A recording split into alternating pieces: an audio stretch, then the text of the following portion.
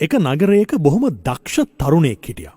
හැබැයි එයා හරිම දුකෙන් හිටියේ එයාගේ අසාර්ථක වීම ගැන. එයා බොහොම මහන්සි වෙලා වැඩ කරනවා. හැබැයි එයා බලාපොරොත්තු වුණු ප්‍රතිඵලය එයාට ලැබුණේ නැහැ. උදේ ඉඳන් රෑ වෙනකන් වැඩ කළත් එයා බලාපොරොත්තු වුණු ජීවිතය, බලාපොරොත්තු වුණු මූල්‍ය නිදහස එයාට තිබුණේ නැහැ. හේතුව හැම වෙලාවෙම එයා අසාර්ථක වීම. සාර්ථක වෙන්න ඕනි කියන උත්සාහය මේ තරුණයාට තිබුණත් සාර්ථකත්වය හැම වෙලාවෙම තිබුණේ ඔහුට හුඟක් දුරින්.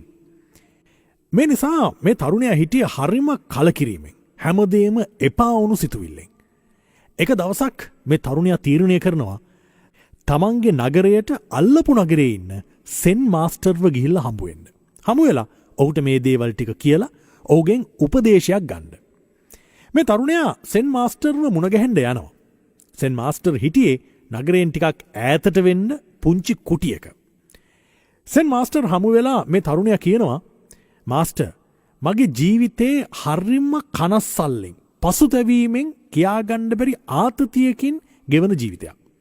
මම හැමදාම උදේ ඉඳන් රෑ වෙනකන් මහන්සි වෙලා වැඩ කරනවා. හැබැයි මට මගේ මූල්‍ය නිදහස, මම බලාපොරොත්තු වෙන ජීවිතය කවදාවත් මට ලැබුණේ නැහැ. මගේ උත්සාහයන් සියල්ලම වතුරේ ගියා කියලා හැඟීමක් මට තියෙනවා. ඇත්තම කියනවා නම් මාස්ටර්, මට දැන් එපා වෙලා තියෙන්නේ. මොකද මේ කිසිම දෙයක සාර්ථකත්වයක් නැති නිසා. සෙන් මාස්ටර් මේ තරුණයා කියන දේ බොහොම සංසුන්ව අහගෙන හිටියා. එහෙම අහගෙන ඉඳලා මේ සෙන් මාස්ටර් ඊළඟට කළේ තමන්ගේ බල්ලා දිහාවට හැරිලා ඌළඟට යන්නේක. එහෙම ගිහිල්ලා මේ සෙන් මාස්ටර් කියනවා, මං ඔයාගේ ප්‍රශ්නෙට උත්තරයක් දෙන්න. හැබැයි ඊට කලින් ඔයාට පුළුවන් ද මගේ මේ බල්ලව ඇවිද්දවල එක්කන් එන්න. උදේ ඉඳන් ඌව ඇවිද්දවන්න එක්කන් යන්න මට බැරි වුණා. ඔයා ආපු ගමන් මං ඔයාගේ ප්‍රශ්නෙට උත්තරේ කියන්නම් කියලා තමයි සෙන් මාස්ටර් කිව්වේ. තරුණයා ඒ වැඩේට කැමති වුණා. කැමති වෙලා බල්ලවත් එක්කගෙන ඇවිදින්න ගියා. පැය භාගයකට විතර පස්සේ ඔහු බල්ලත් එක්ක ආපහු ආවා. මේ තරුණයාගේ මූණ අලුත් වෙලා, ෆ්‍රෙෂ් වෙලා, අමුතු ජවයක් මූණේ තිබුණා. හැබැයි බල්ලා නම් හිටියේ හොඳටම හති දදා. දිව එළියට එන තරමට බල්ලා හති හලනවා. සෙන් මාස්ටර් මේ වෙනස දැක්කා. දැකලා සෙන් මාස්ටර් මේ ගැන අර තරුණයාගෙන් අහනවා, ඔයා නම් ටිකක් ෆ්‍රෙෂ් වෙලා, ඒත් ඇයි මේ බල්ලා හති හලන්නේ? බල්ලට හොඳට මහන්සි වගේනේ. ඔය දෙන්නම ගියේ එකම පාරේ නේද? එකම වෙලාවට පිටත් උනේ. අනිත් එක ආපහු දෙන්නම ආවෙත් එකම වෙලාවට. එතකොට ඇයි මේ බල්ලට විතරක් හති? එතකොට තරුණයා මෙන්න මෙහෙම උත්තරයක් දෙනවා, මාස්ටර්, අපි දෙන්නම ගියේ එකම පාරේ, එකම මාර්ගයක. හැබැයි මේ බල්ලා තව බල්ලෙක් දැක්කහම ඒ බල්ලා පස්සෙන් වේගෙන් දුවගෙන යනවා. එහෙම ගිහිල්ලා ආපහු මං යන මාර්ගයටම එනවා. ටික වෙලාවක් මාත් එක්ක ඇවිදිනවා. ආපහු බල්ලෙක් දැක්කහම ඒක පස්සේ බුරාගෙන එලෝගෙන යනවා. එහෙම ගිහිල්ලා ඒ බල්ලොත් එක්ක පොර කාලා ආපහු මං යන පාරටම එනවා. මේම කීප සැරයක්ම වුණා. ඒකයි මේ බල්ලට මෙච්චර මහන්සි. ඒ කතාව අහගෙන හිටිය සෙන් මාස්ටර් hina වෙලා මෙන්න මෙහෙම කියනවා, ඔබ ඇහුවා නේද මගෙන් කොහොමද සාර්ථක වෙන්නේ කියලා? ඕක තමයි උත්තරේ. තරුණයා අහනවා, මේ ඒකියුවේ මාස්ටර්, මට හරියට මේක තේරුන්නේ නෑනේ. මෙහෙමයි, මේ බල්ලා වගේ ඔබත් ඉලක්ක ගොඩක් පස්සේ හඹාගෙන යනවා. ඒකේ ප්‍රතිඵලයක් විදිහට ඔයා ඔයාගේ මූලික ඉලක්කෙන් ඈතට යනවා. අලුත් අදහස් පස්සේ ගිහිල්ලා ආපහු පරණ ඉලක්කෙටම එනවා. එතකොට ඔබේ ගමන හරියට ගිහිල්ලත් නැහැ.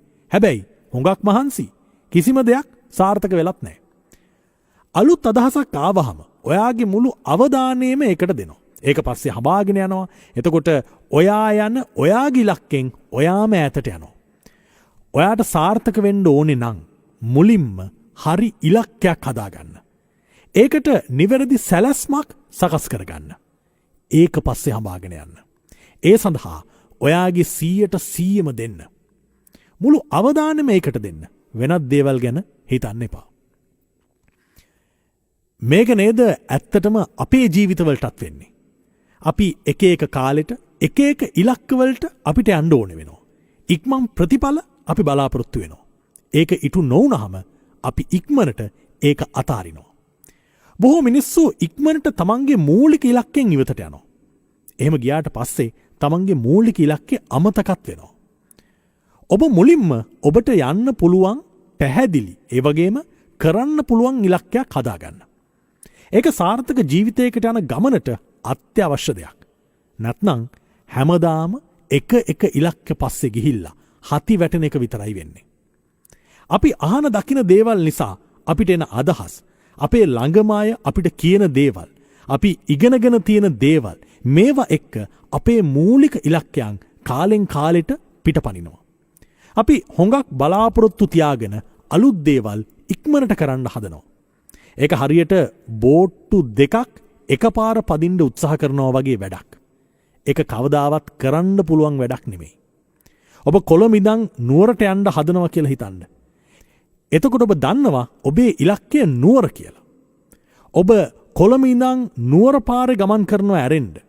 ඔබ කොළඹ ඉඳන් ගාල්ලට ගිහිල්ලා නුවරට යන්න හිතන්නේ නැහනේ. මොකද ඔබට නිශ්චිත ඉලක්කයක් තියෙනවා. ඔබ ඒ ඉලක්කයට යන්න පාර දන්නවා. කැපවීමෙන් අරමුණක් ඇතුව වෙනසක් වෙන්නේ නැතුව ඔබේ ඉලක්කය කරා යන්න. සාර්ථකත්වය අනිවාර්යෙන් මුණ ගැහෙයි. මේ ට්‍රික් එක ඔබේ අධ්‍යාපනයට, රැකියාවේ ඉහළට යන්න, පෞද්ගලික අරමුණු සාර්ථක කරගන්න ඕන එකකට ගැලපෙන ට්‍රික් එකක්. ඔබත් මේක try කරලා බලන්න.